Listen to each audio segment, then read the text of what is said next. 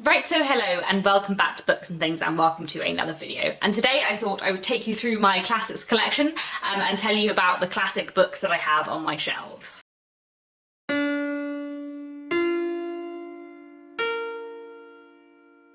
So, this is going to be a little bit of a bookshelf tour, but only of these two shelves, which are the ones that have my classics on. But I'm not going to focus too much on the individual books that I have. I'm more going to talk about like classic editions and which editions of classics I like and also which ones I have. So I'm just going to like name the books I have and talk a little bit about the various editions that I own them in.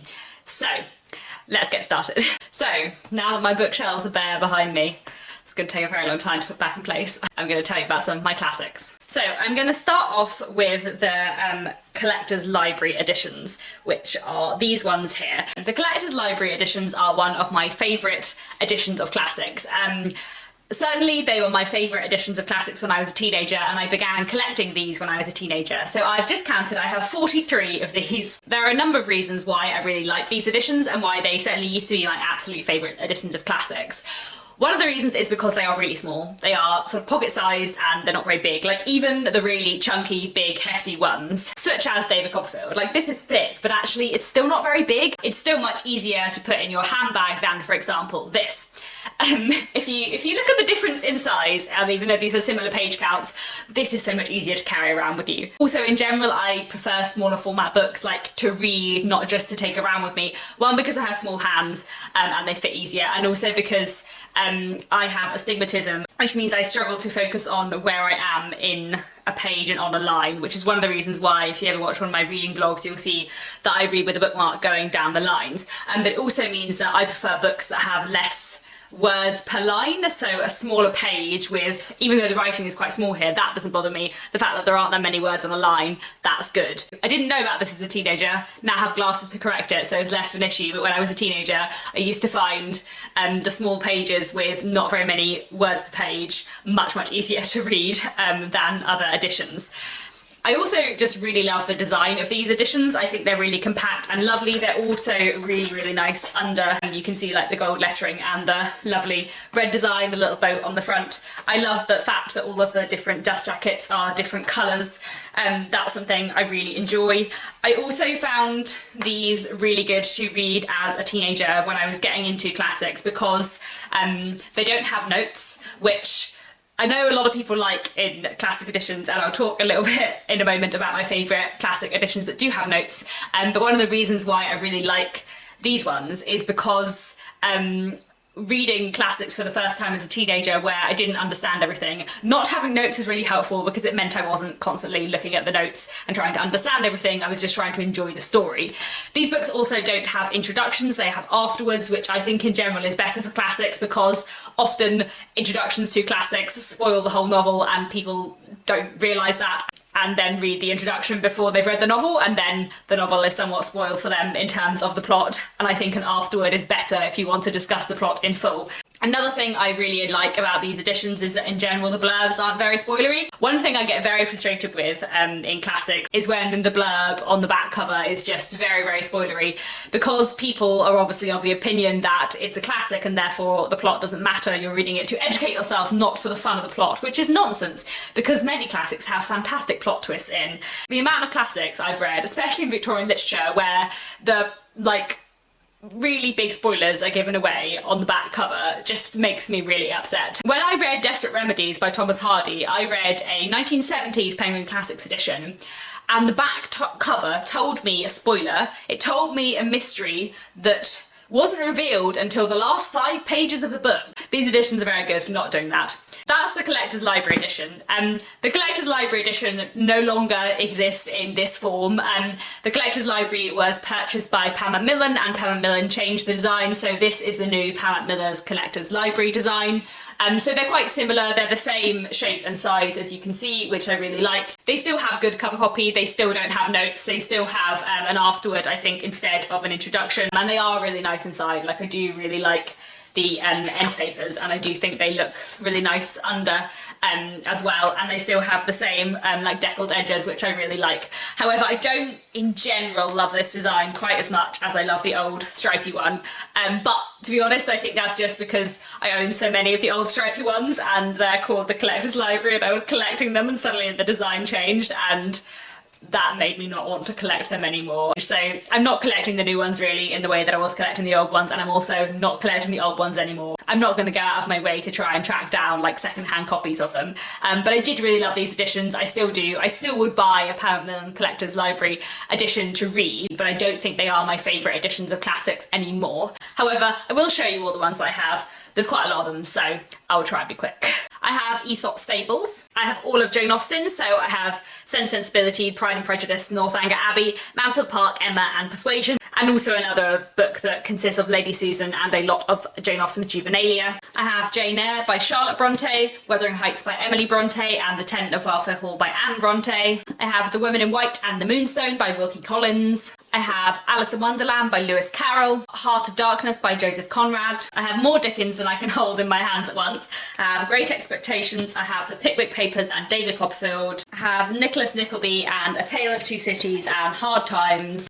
I have Oliver Twist and Bleak House and A Christmas Carol and Other Christmas Stories. I have The Count of Monte Cristo by Alexander Dumas. I think this is the first book I'm showing you of these that I haven't read yet. I have Middlemarch and Silas Marner by George Eliot. I have The Great Gatsby by F. Scott Fitzgerald and North and South by Elizabeth Gaskell. I have Goodbye to All That by Robert Graves and The Go-Between by L.P. Hartley. The Diary of a Nobody by George and Whedon Grossmith. Tess of the D'Urbervilles, The Mayor of Casterbridge and Far from the Madding Crowd by Thomas Hardy. The Hunchback of Notre Dame by Victor Hugo, another one that I have not yet read. Dr. Jekyll and Mr. Hyde by Robert Louis Stevenson and Frankenstein by Mary Shelley. Vanity Fair by William Makepeace Thackeray. Anna Karenina by Leo Tolstoy. The Warden and Barchester Towers by Anthony Trollope. And finally, my last one in this edition is The Picture of Dorian Gray by Oscar Wilde. So the next edition of classics, which I have the most of, is the Penguin Black Spine ones. I have 21 of these, and these are probably now my favourite editions of classics. Now, if I'm going out to buy a classic, I would buy a Penguin Black classic, and they're also in general the edition I buy if I've read a book on Kindle and I really loved it and I want to own a physical copy. So you'll be able to see as I hold these up. Some of these are incredibly battered and very well read and well loved, and some of these are new and I read the book originally on Kindle or on a copy I borrowed from someone, and then I bought them in the Penguin Black Spine edition to keep them on my shelves because I love them. These are my favourite editions of classics, I think. I do love the Collector's Library editions, and I think for readability they certainly used to be my favourite and I do still love them, but these Penguin Classics I think are the best ones for kind of reading first time and rereading. One, because they have brilliant notes in the back, and also like in the Dickens ones, and they often have Dickens's like original chapter plans, which I love. So try and find one near the beginning so it's not spoilery.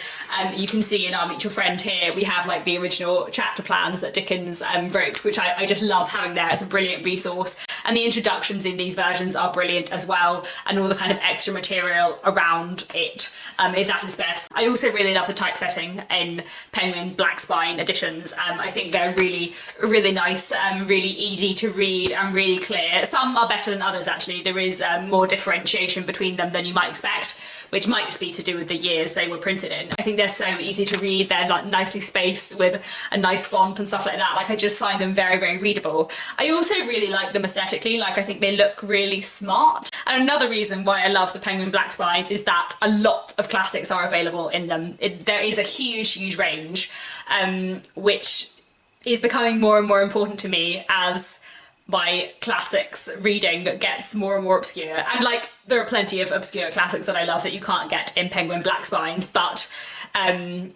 you can at least get like a few lesser well-known Trollops or like Villette by Charlotte Bronte or some of the lesser well-known Gaskell novels, which you can't in something like the Collector's Library or even I think in some of the like Penguin English Library editions. Like Penguin Black Spines have a really good choice, and that's one of the things that I love about them. So I will show you all of this edition that I have. I have selected poems by Christina Rossetti. I have the Penguin Book of Japanese Short Stories, which I am yet to read. I have Villette by Charlotte Bronte. I have Our Mutual Friend and Bleak House and Dombey and Son by Charles Dickens. I have Maurice and Where Angels Fear to Tread by E.M. Forster. Jude the Obscure by Thomas Hardy. Mary Barton and Cranford and Wives and Daughters by Elizabeth Gaskell. The Odd Women and The Whirlpool by George Gissing. I've yet to read The Whirlpool, but I have read The Odd Women twice and I love it. I have The Egoist by George Meredith. News from Nowhere by William Morris. Botcham by Nasumi Saseki. The Way We Live Now, The Small House at Allington and The Last Chronicle of Barset by Anthony Trollope. And finally I have The Importance of Being Earnest in Other Plays by Oscar Wilde.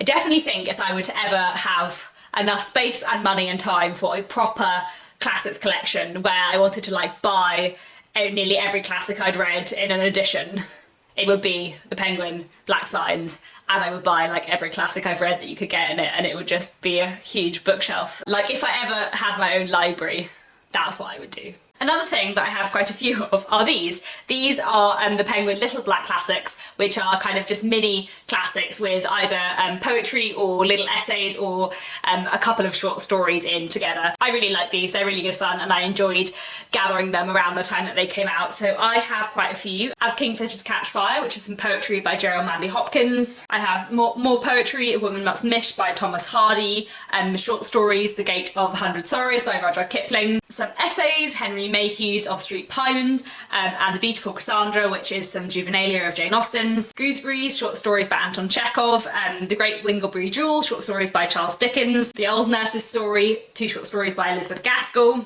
Lord Arthur Sackville's Crime, short stories by Oscar Wilde, A Pair of Silk Stockings, short stories by Kate Chopin, There Was Snowing Butterflies, some non-fiction writing of Charles Darwin's, A Slip Under the Microscope, some short stories by H.G. Wells, To Be Read at Dusk, more short stories by Charles Dickens, Green Tea, short story by J. Sheridan Le Fanu, The Withered Arm, Hardy short stories, Nonsense and Poetry by Edward Lear, My Life Has Stood a Loaded Gun by Emily Dickinson, Only Dull People Are Brilliant at Breakfast, which is a collection of wit of Oscar Wilde, and Satin Cliff's Hotel by Charlotte Bronte, which is some of her juvenilia too.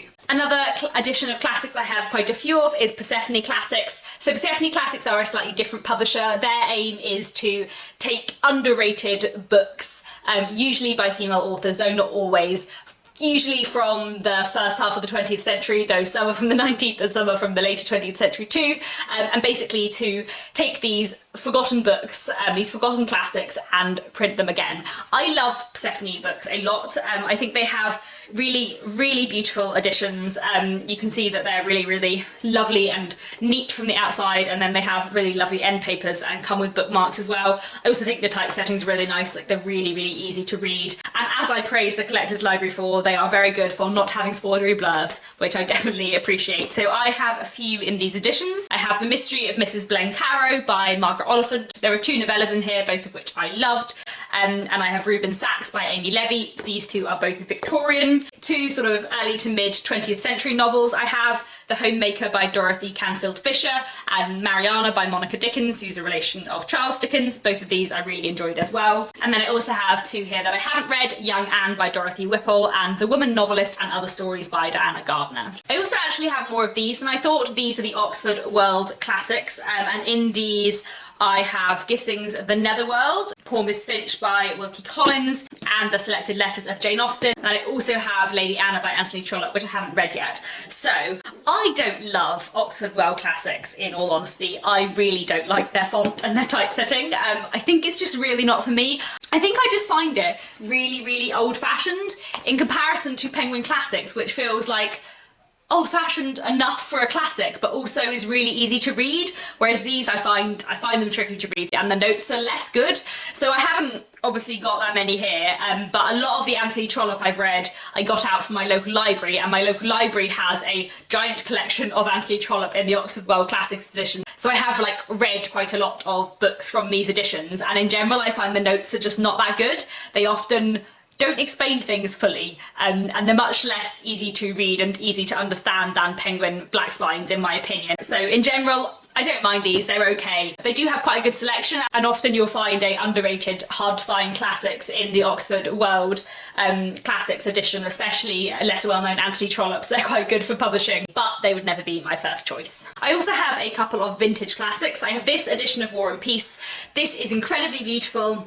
Did not read War and Peace from this edition. I read it on my Kindle because this is an incredibly heavy book, and also I did not love the translation, by which I mean War and Peace is mostly in Russian, but some of it's in French, and in this version the Russian is translated into English, the French is left in French and translated in the footnotes, which was not, it did not make for an easy read, so I got myself a Kindle edition where the French was translated into English too. This is probably a good edition if you have read War and Peace before and you love it and you want to read it again in a different way, and it's very, very beautiful. I'm glad I'll have it. I'll never get rid of it because I have read War and Peace, just not this translation. However, I do love these two. This is A Christmas Carol and Other Christmas Stories by Charles Dickens and Great Expectations by Charles Dickens, and I love these editions a lot. I think they're really, really pretty.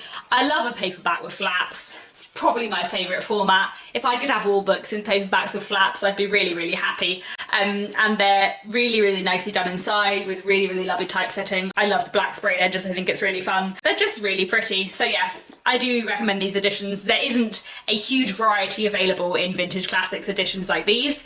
There are a lot of vintage classics with red spines, but that's not an edition I've ever collected, and therefore I probably never will because I feel like I'm committed to penguin black spines now. But these editions I really like, and they are quite nice and special to have. So I think those are all my like proper collections, and all the rest of the classics I have are in a random assortment of editions. So I will just show you the rest of the assorted miscellaneous classics that I have. We have The Female Detective by Andrew Forrester. This is a really nice edition. These British Library crime classics, I would definitely get these again. The typesetting is a bit mad, but I think that's because I assume it's been scanned from an old edition, but I really love the outside. They look really, really pretty. This is East Lynne by Ellen Wood.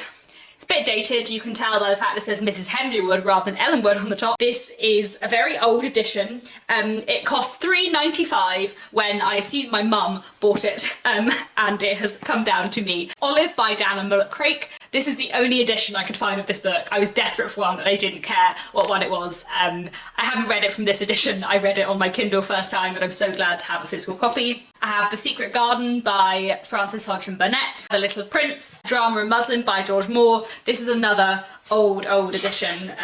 When was this printed? 1981. This is another one that was my mum's that I have borrowed. I also have The Half Sisters by Geraldine Dewsbury. This is a hard press edition, and hard press are always worth looking out for because basically what they do is take out of print classics and create versions of them that are, you know, they're not done very smartly. You can tell the typesetting looks very old fashioned and the margins are really bad and stuff like that, but it's really lovely to have a physical edition of a book that's out of print and that you otherwise can't get. So do look out for these, they are pretty good. I have The Rebecca Rioter by Amy Dillwyn and Jill, also by Amy Dillwyn. Both of these are published by Honno Press, who are a Welsh publisher, and they have a list that focuses on Welsh women's classics that have been forgotten and bringing them back. So I read The Rebecca Rioter a couple of years ago and loved it. Haven't yet read Jill, but I'm really looking forward to it. I have Armadale by Wilkie Collins. This is another old edition that I borrowed from my mum. I haven't yet read this, but hopefully I will sometime this year. I have a very old Penguin Black Spine edition of Wuthering Heights, reprinted in 1987.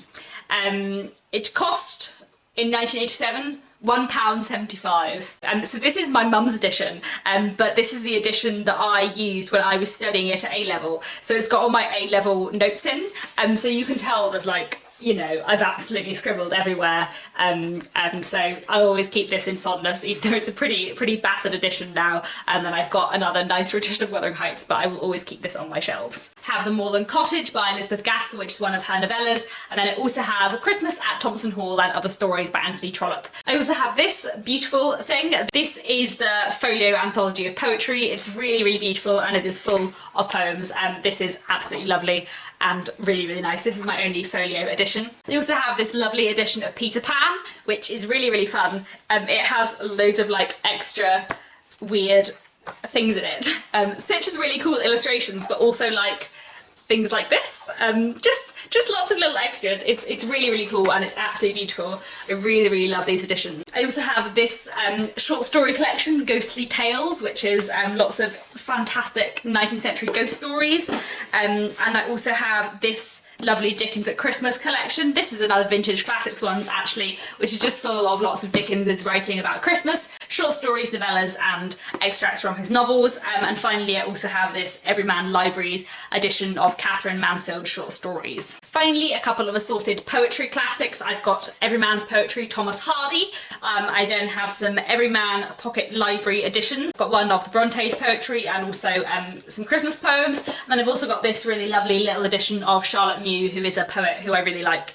I don't know who this is published by actually. Oh, Bloomsbury Poetry Classics. I think that's the only Bloomsbury classic I have, but it certainly looks very nice. I've missed one. I found one lonely book lurking on the floor. This is a Penguin Modern Tiny Edition. This is The Distance of the Moon by Italo Calvino, and that is the last of my classics. So there we go. Those are all of the classics on my shelves. I've read nearly all of them. There are only a couple of them that I haven't read. Quite often, especially for Victorian literature, I buy a physical edition after I've read the book.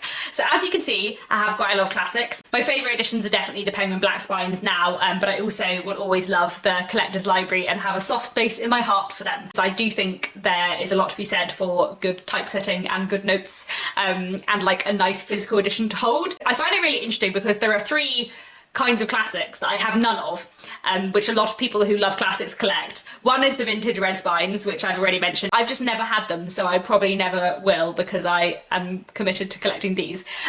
There's also the Penguin English Libraries, which I know a lot of people love. I don't like them as much. I find them a bit floppy, and I don't love the orange on the spine, and I don't think they're as nice as these actually. I think these look neater and nicer, and there's a much better range in Penguin Black Spines as well than Penguin English Library. I also think the Penguin English Library ones don't have notes, but I could be wrong about that. There's also the Penguin Cloth Brown Classics, which I think look really nice, but in general I only like a tiny hardback. Like these, I love. These are hardbacks and they're small, so I like them. But a big hardback in general is just a weight when you're reading it, and it's extra space on your shelves that I do not have time for. So there we go. Thank you very much for watching. Let me know down in the comments what your favourite editions of classics are, and I'll be back very soon with another bookish video.